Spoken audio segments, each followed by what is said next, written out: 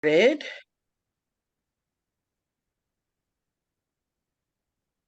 Happy Thursday, everyone. Welcome to our professional development work group, Midday Mastery.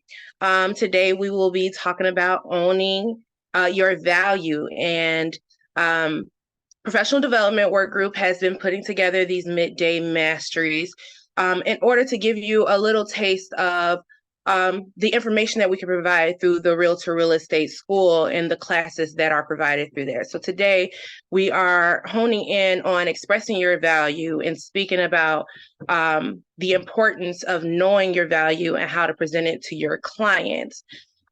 Before we get started, I would love to read the antitrust notice.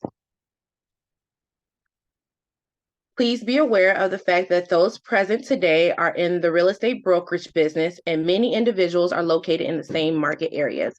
As a result, antitrust laws require that there are no discussion at this meeting concerning certain competitive business practices, such as the amount of fees, commissions, splits, salesperson compensation, or the boycotting of other real estate firms. The chair or assigned staff person will stop the discussion and or the meeting should the conversation move into these areas of potential antitrust violation. Also, my name is Lanzetta, and I am your 2023-2024 Chair of Professional Development Work Group, and I am here with the lovely Lenora Tolliver. Lenora, would you like to come on?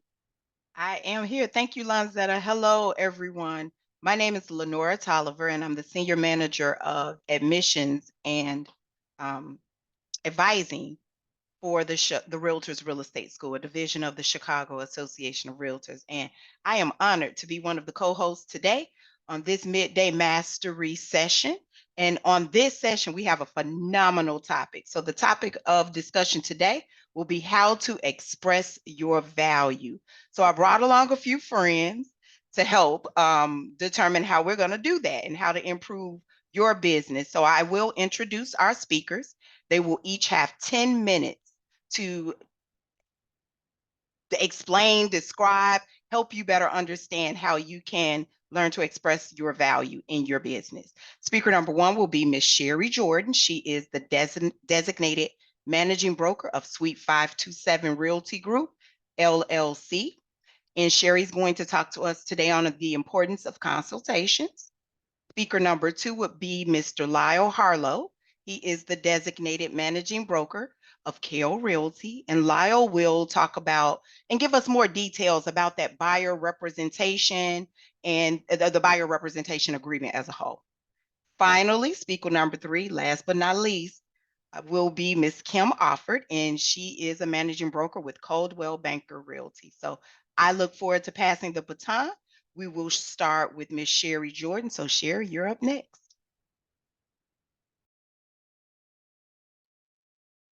Thanks, ladies. Thanks, Lizetta and Lenora, for the warm introduction and for having me as a speaker today.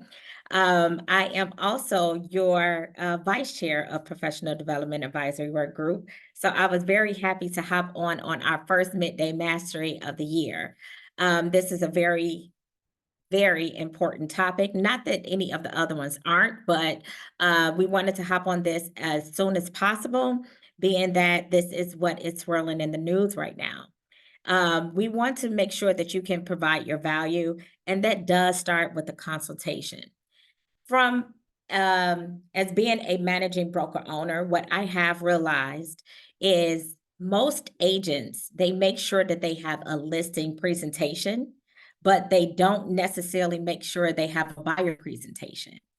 They normally answer questions as they go along.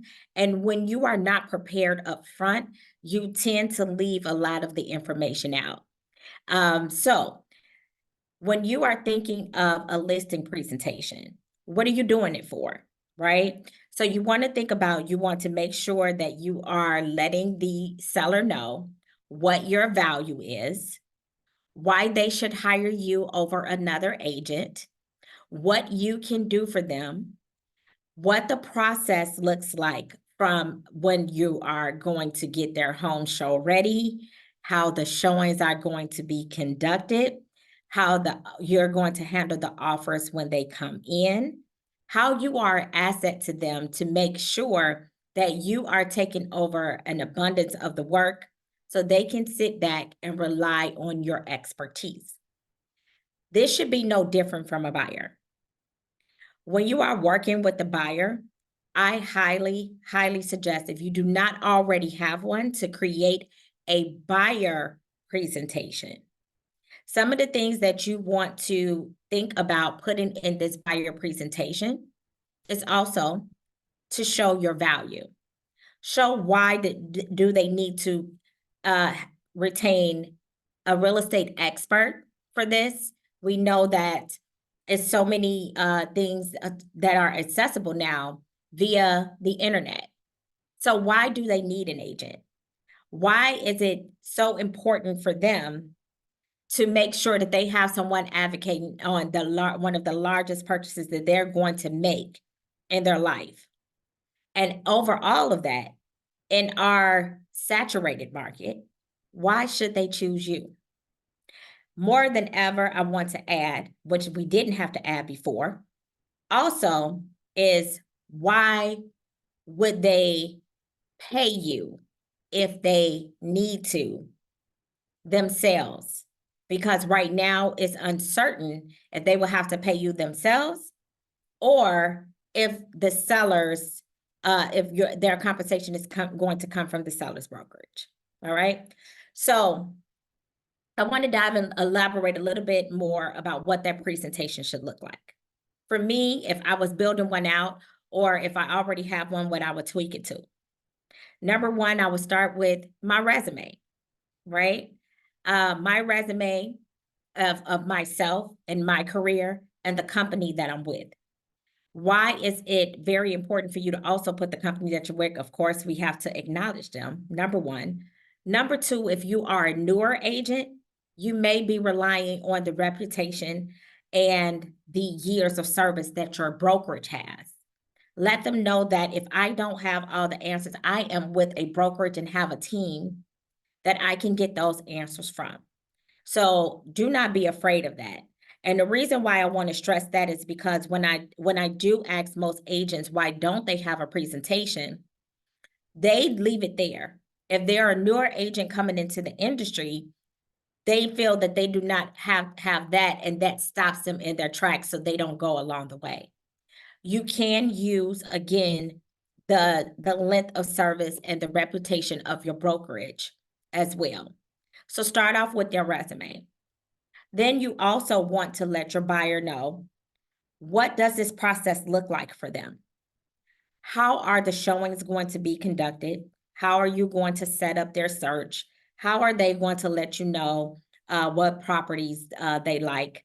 It's not just, let me just set you up in the MLS and you're going to get these properties. What should I do when I get these properties from the MLS?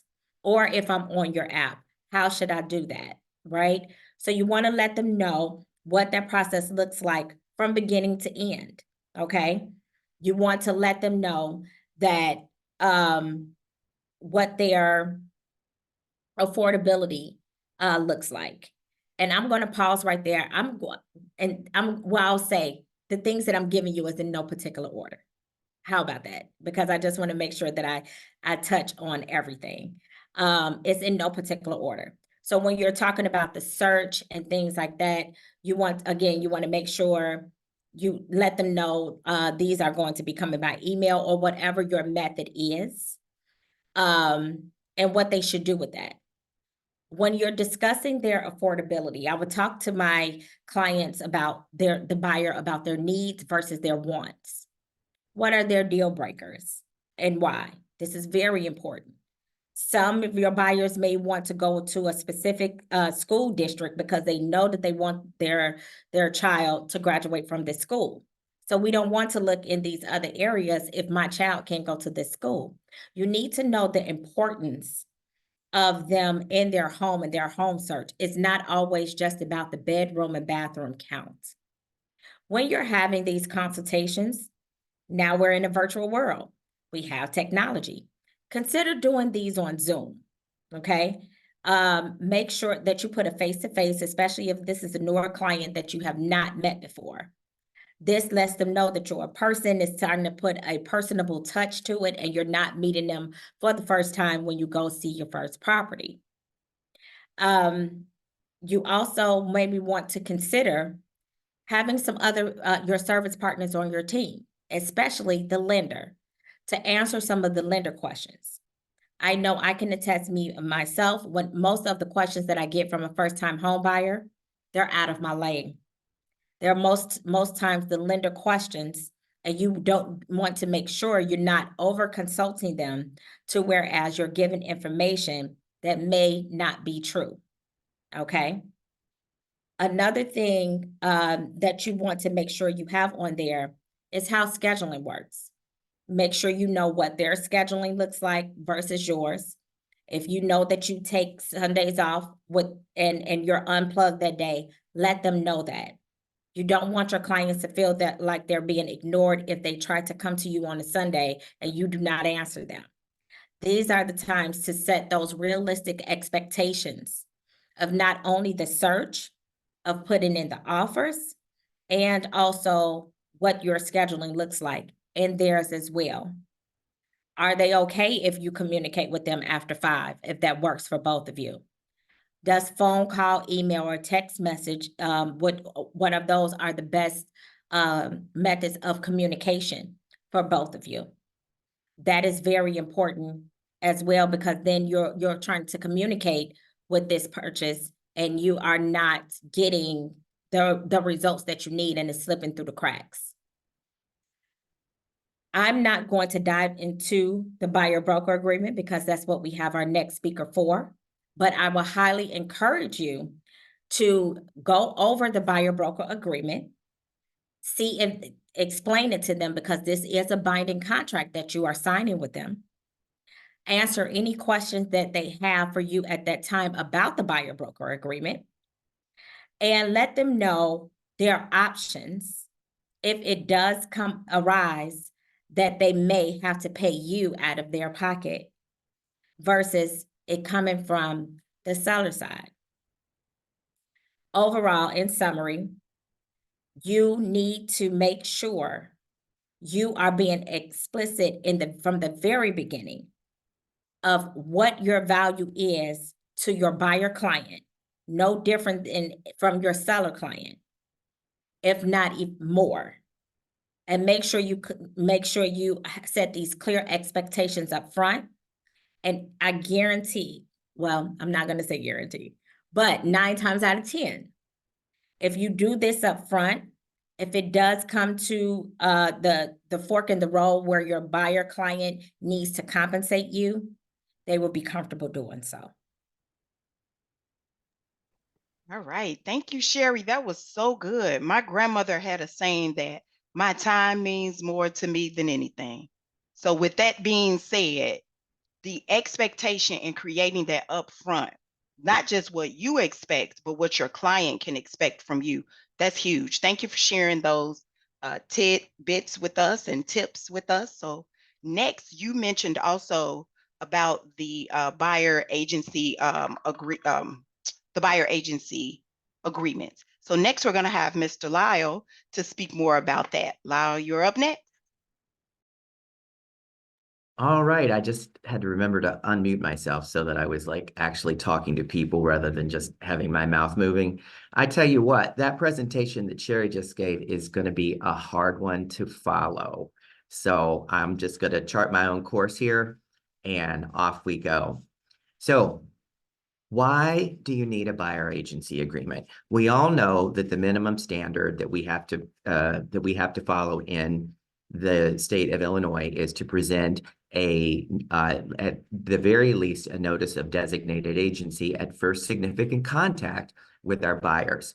But why do we need to use buyer agency agreements? Well, when we're thinking about life as it's going to be as realtors in the context of a post-lawsuit world, we don't know how we're going to be compensated going forward. We also have the additional thing that has just become part of our MLS that zero compensation can be offered on the MLS.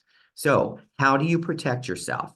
I'm going to share my screen right now And I'm going to use the Chicago Realtors buyer agency agreement as an example. Your own company may have its own buyer agency agreement, but for the purposes of today, I'm just going to kind of go over the buyer agency agreement and highlight a few things. Now, the beginning of this is pretty simple. It is sort of it's a lot like it is a contract. And, when I first started in real estate, which was a few years ago, we used to call this a buyer listing agreement, which I think is a very good term to use because you have a seller listing agreement. And you know what? You are making a contract with your buyer that they're going to work with you and that you are going to get compensated for the work that you get done. So if we look at the beginning here, this is the easy part. It's just you and your buyer or your buyers or whomever it is that you're working with, he, she, or they, and that's the first part of it. Remember that this contract is actually between your brokerage and the buyer, and then you're going to be the designated agent. So number two, that's where you go. The term, every real estate contract has to have a term. So you're going to put it in there for however long you anticipate working with the buyers. And if you have a buyer that is hesitant to sign a buyer agency agreement, then you can just make the agreement that it's only going to last for a month or for 2 weeks, and then just re-up it if you need to, just to make sure that they're comfortable. It lists the minimum services that you're going to do for your clients and the limitations on what you can and can't do, including everything having to do with fair housing and things like that. So, and there's obviously a huge section on fair housing and non-discrimination. But the part that I think that's most important for us to talk about today is compensation. As I said before, we don't know where things are going to go with a lawsuit. And so in the past, a lot of people, and I've been guilty of this myself, I've just always used a notice of designated agency. And I am flipping my practice over now to make sure that every buyer signs a buyer agency agreement with me because I have a minimum standard of how much I'm going to work for. Now, obviously, I can't talk about percentages or dollar amounts in this context, so I'm going to use Lynn Madison's old adage of 2 cents in a chicken. So if you are only willing to work for 2 cents in a chicken and somebody else is just offering 2 cents and not the chicken, then you've got to figure out where the chicken's going to come from. So you need to put in compensation whatever percentage you're willing to work for. And one of the things that I see people do is put per MLS in that particular box. Well, per MLS isn't really going to get you paid if the MLS offers $0 in commission. So you need to decide what your 2 cents and a chicken is, and that's what needs to go in that box. If you're gonna charge a retainer, which is not common in our market, but is certainly valid to make sure that, to ensure your client's loyalty, then that goes in there. And if you're going to charge a cancellation fee, if they end up not buying or they end up for some reason, not moving forward with you in the transaction, then that would go in there as well. And then it also protects you for dispute resolution.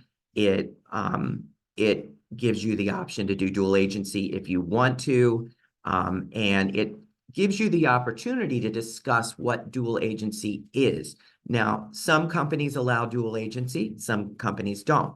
You need to check with your designated managing broker to find out what your company's policy is, because if they don't allow dual agency, you don't want to put yourself in a position of violating your company policy. And then you have miscellaneous provisions at the end, and then it will be signed by the buyer and the sponsoring broker, which is your designated managing broker.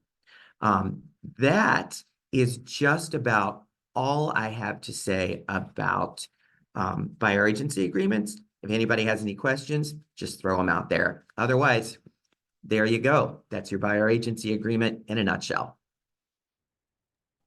Thank you, Lyle, for sharing that. For the new people that may never know or don't know that that even exists, thank you for at least having a diagram or a show me. You brought something to this presentation that I'm sure folks are going to go look for.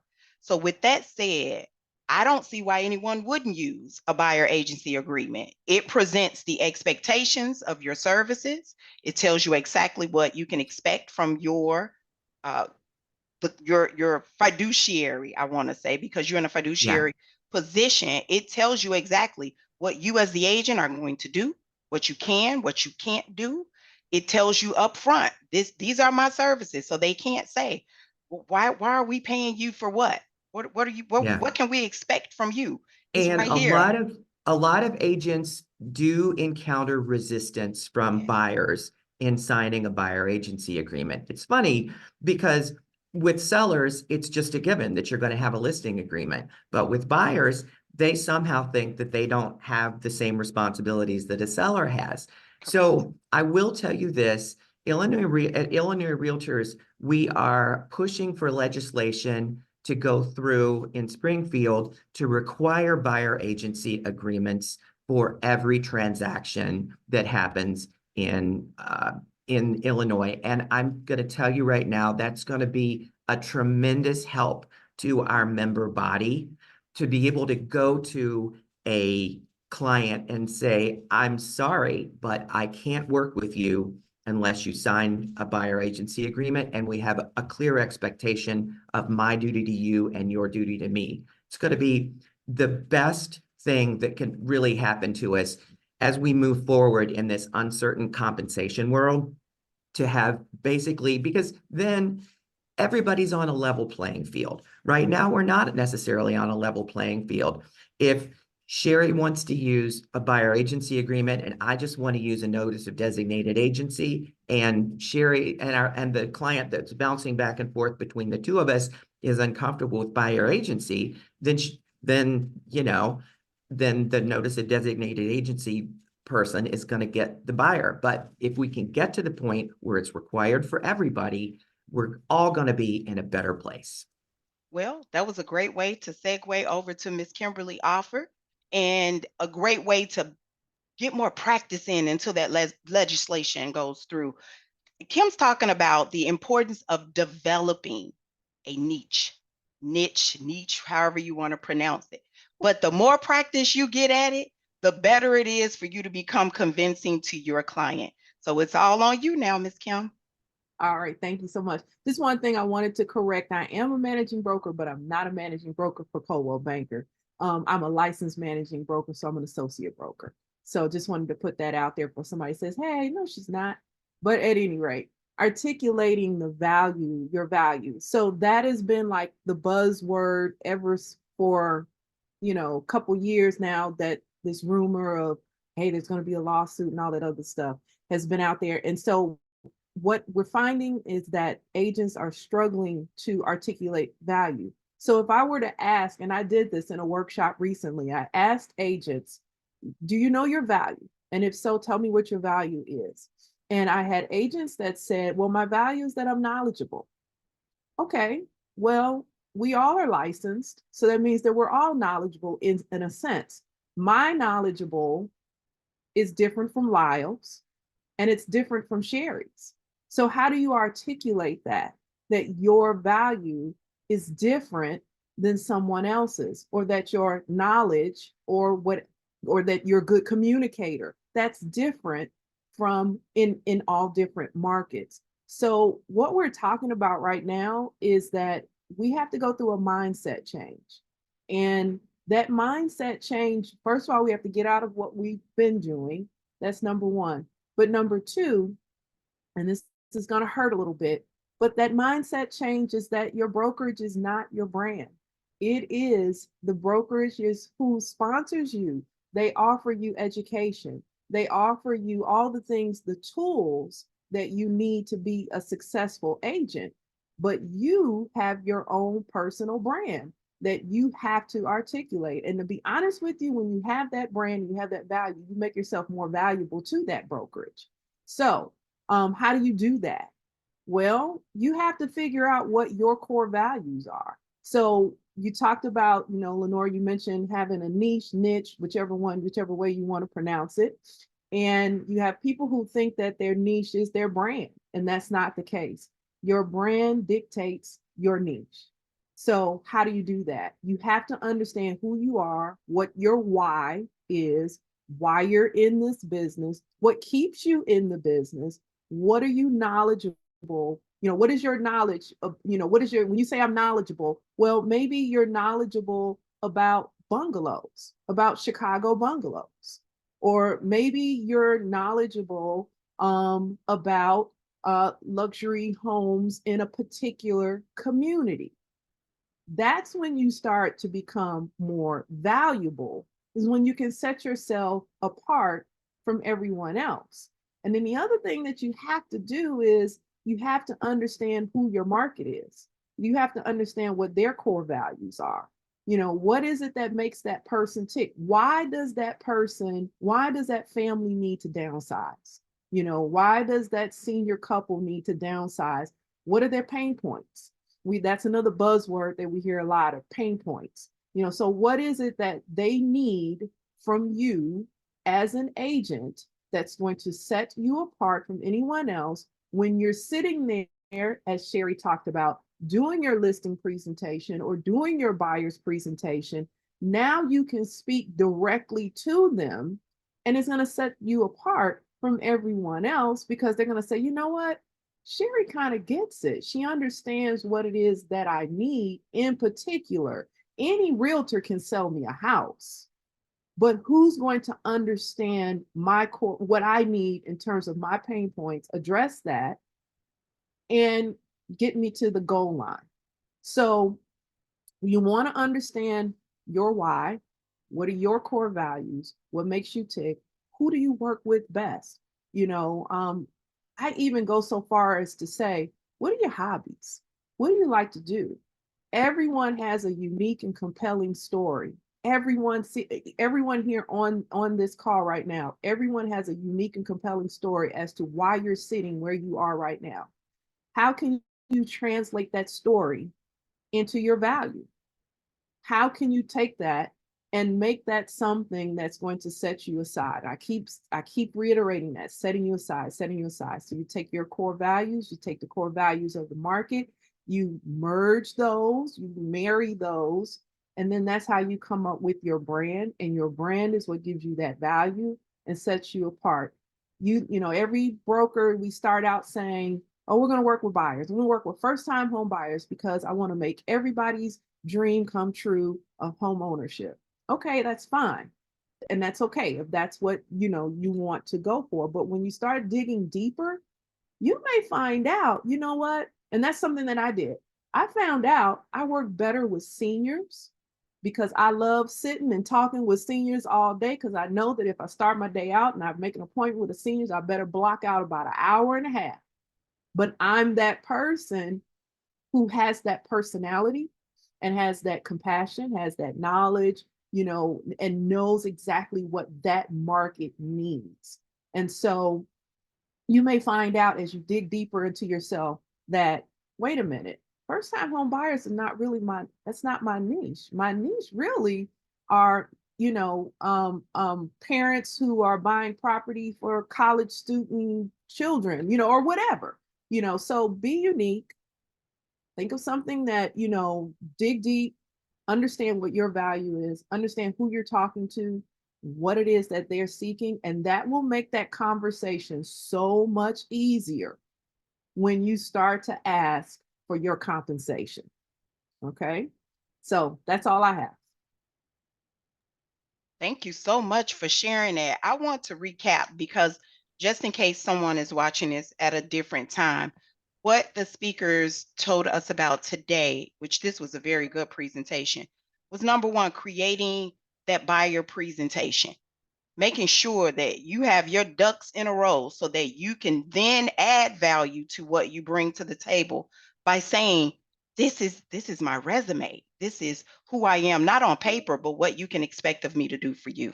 Number two, the expectations, putting it in writing, making sure that you've secured your time. Because I do recall a former car president saying, what is your hour worth? Do you know what your hour is worth? Have you sat down and carved out that time to make sure that you know, I need to spend so much time prospecting. I need to spend so much time creating my presentation and crafting in on that honing in on that to making sure that I'm doing a great job. And then finally, we talked about you adding value to not just yourself, but to your brand and to also your brokerage through specialization. This was amazing, guys. So now I think we should open up the floor for Ms. Lanzetta to come back, and let's do a proper Q&A session. Thank you, Lenora, and thank you to our speakers, Sherri, Lyle, and Kim. Thank you for the amazing information. So at this time, considering the recap that Lenora just provided to you, I am opening up for questions. Feel free to come off mute and ask your questions specifically to any speaker, and we'll address. I have some myself, so I'll give the floor to our attendees first, and then I'll follow up.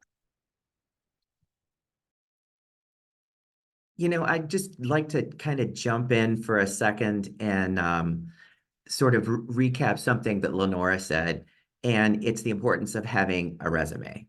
You should always, like, I've talked to so many real estate agents who are like, I don't have a resume. I update my resume every 6 months. I go over it and I look over it. I make sure that everything is still relevant, but also it needs to have your experiences before you started in real estate, because you might make a connection with somebody because you used to work, like I used to work for Ford Motor Company. Well, somebody else might be, one of my buyers might be from Detroit and they want to work with me because I used to work for Ford. So that's a really, really important thing that I think a lot of real estate agents do not really take into consideration or keep current, is to have a really well done resume that you can share with people whenever you're about to do a buyer presentation. Lyle, that was actually Sherri that presented that as a part of her time. But I want to piggyback on what you just said. For me, it's your way of making it more of a personal connection with your client, with your buyer. Because if they can have a little insight on where you come from, why you even chose a career in real estate. A lot of us don't just do this for the commission or the money. I know I didn't. I was in the business of helping people ultimately change their lives, and specifically working with first-time homeowners. So I like that resume thing. And if we take nothing else away from this conversation, those 3 areas that all the speakers spoke about, if that won't help your business in any way, give me a talk so we can do some motivational moments with Lenora so we can figure out how to help you. But definitely great on that resume tip. Any other questions from anyone?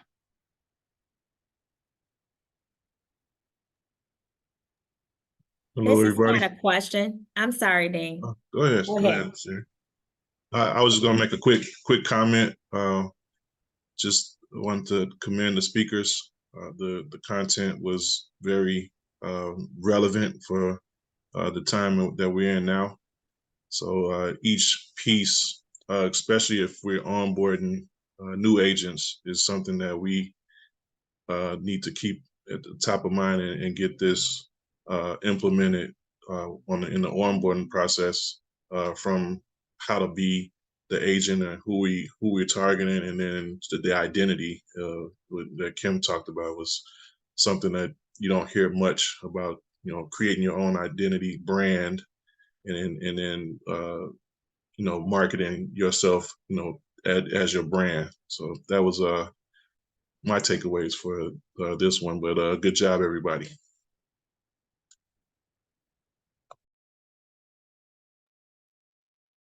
Thank you, Dean. I I just wanted to add something really quick that I just thought about as we're talking about the resume. Your consultation is a great time to also add testimonials. And you can do it in one of two ways. You can, if you're doing a PowerPoint and you want to keep it cute, you can maybe put a picture, you know, with the person's, with your past client's permission, and maybe a little testimonial that they have about your service, and or provide a link for them to direct them to either whether it's Google or your business Facebook page, or where you, or your website. That's a great way to direct them to your website to see your testimonials on there. Another quick thing that I would like to add to the buyer broker agreement is your client can ask for the seller to cover their portion of their agency payment, their compensation payment to their agent. However, they cannot, at the time they're writing the offer, if they don't already have their buyer broker agreement signed. So, Lyle, I think, because I know you touched on all of that, which was absolutely great, the part where, you know, some of the clients, they're a little hesitant about signing their agreement. I think that's a good thing to let them know, hey, if we run across one of these properties, I can, you know, that's going to give me the leverage to ask. I mean, we don't know unless we ask, but that's going to give us the leverage to ask. But if I do not have this agreement, I don't have a leg to stand on to ask them about that. Right. And it's gonna have to be, we can't as realtors negotiate it into the contract, but the buyer can ask the seller to do it. So it can go on the contract as the buyer requesting the seller to do it. But we're not going to get very far. To your point, Sherri, we're not going to get very far with anything if we don't have a clear understanding with our clients of how much we expect to be compensated for the deal and how it's going to work. I wanted to make mention of a message in the chat. Thank you, Mallory. She stated that she wanted to add that if you're unsure how to articulate your value proposition, that AI tools are your friend, and they definitely work for resumes as well. So especially for my newbies that are coming into the business, and in particular, my seasoned real estate professionals, don't be afraid of technology. A closed mouth won't get fed. So if you're struggling in your business right now, definitely take the tools, the tips, the techniques that have been expressed in this Midday Mastery session to help you in your business. One question that I had, and we're going to wrap this up and get you back to your clients and your business as a whole, overcoming objections. If I am let's say I've been in the business for less than a year, and now we're presenting these new buyer agency agreements. How do I overcome the objection of, I don't want to sign that? My client is telling me, I don't want to sign that. I want to just work with you without having paperwork in place like that. Anyone can answer.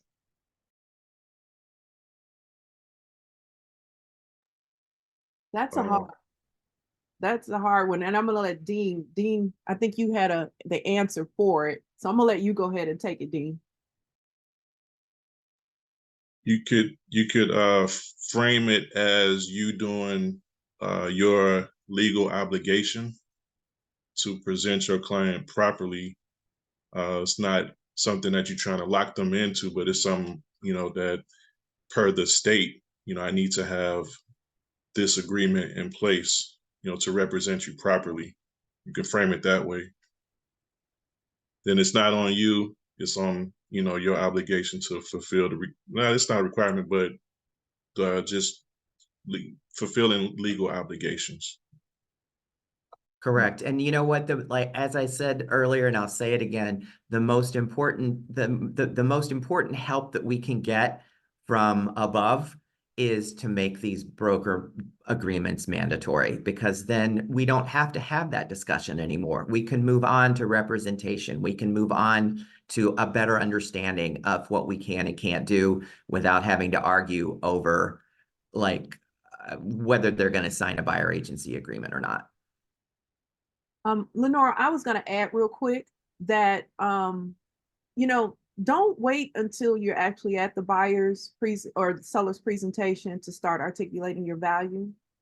Start doing it way before then on your social media, you know, in your print material, in whatever it is that you have to start establishing your touch point. That means, you know, whenever someone comes in contact with you or your marketing or your material, whatever, start in advance articulating your value, so that when people approach you, when your potential client approaches you, they already know the value in hiring you, so that it's not so much of a shock.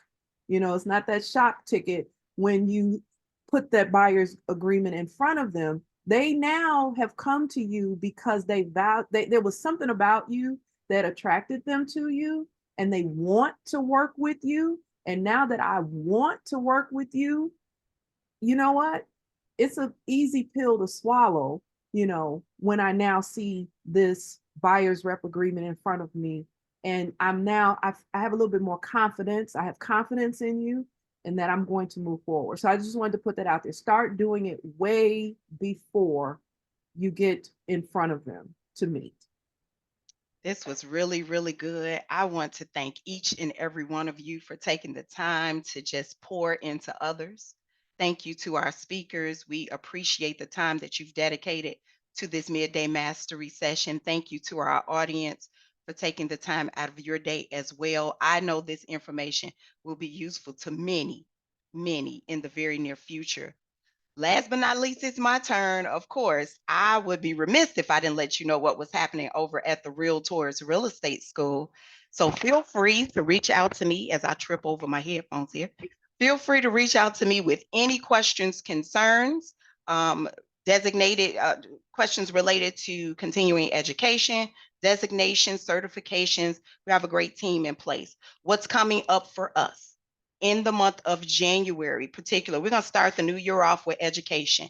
If now, not never or ever, but now is the best time to be putting that education up under your belt. Take advantage of one of our CE bundles. They are priced at $65 for 12 hours of continuing education.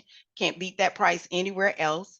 It will include your core, your sexual harassment prevention training, code of ethics, fair housing, if you choose a residential bundle, or commercial specific classes for our commercial bundle. That's right, you get 12 hours of CE for $65.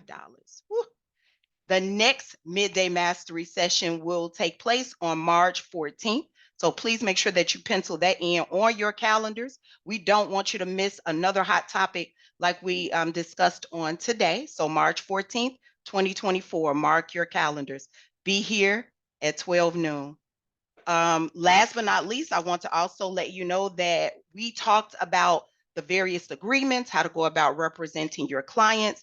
There is a designation class for this. It's the Accredited Buyer Representative class. And over at the Realtors Real Estate School, we will offer this class in the month of January as well. That will be January 18th and 19th. It is 2 full days. It is hybrid. So for the folks that don't like coming out in the snow, if we have snow, stay at home, take this class from Zoom, or come on down and get a hot cup of coffee and learn inside of one of our classrooms. So again, that's going to be on January 18th and 19th. And you will also get 12 hours, 12 hours of elective CE credit. That is very important. And then also finally in the month of January, we can't leave out pre-licensing because it has to start from somewhere. So if you or anyone else you may know is interested in pursuing a career in real estate, pre-licensing classes will begin either in a classroom session or our morning sessions via Zoom or our Saturday sessions via Zoom. But either way it goes, you can always visit chicagorealtor.com or the Realtors Real Estate School www.middaymastry.com, and you'll find all of this information there. Thank you all once again for taking the time to join us on this Midday Mastery. I'm Lenora Tolliver, one of your co-hosts, Ms. Lonzetta McKinney, as well as Ms. Sherri Jordan, our professional development work group co-chairs, and we thank you for spending time with us. Ta-ta for now, everyone. Bye-bye. Have a great day, guys. Have a good one.